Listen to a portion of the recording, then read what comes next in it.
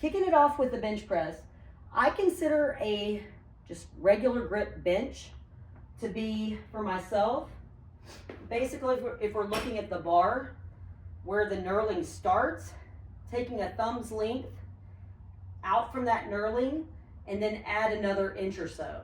Okay, so that's going to put me, for myself, based on my long arms and such, that's where I would place my grip pretty much the entire time I competed as a power lifter.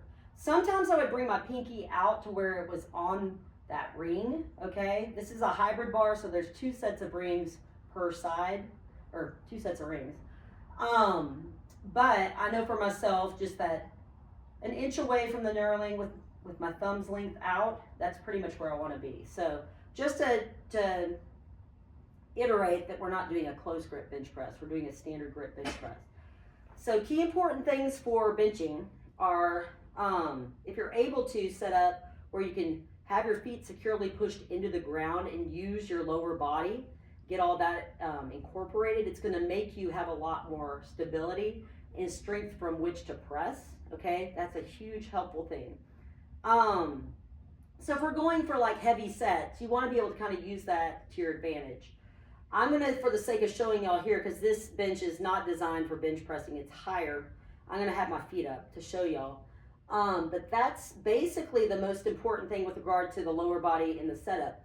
With the upper body, we want to think shoulders pulled back, benching the scaps together, getting that upper back kind of engaged and keeping the chest out. So you want to kind of keep that set up the entire time. You don't want to come out of it and dump forward and dump those shoulders out of position. So really important to kind of like focus on your setup and get kind of used to figuring out what works the best for you.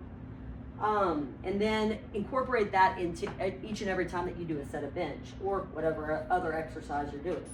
So using this wonky bench here, like I said, I'm going to put my feet up, but I'm going to set my grip.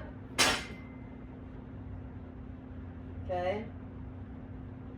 Chest is out, shoulders are pulled back, scaps are pinched.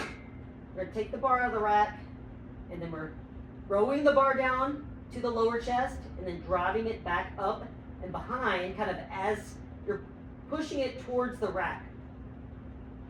We're not pressing straight up and down. It's going to go kind of at an angle, just a subtle.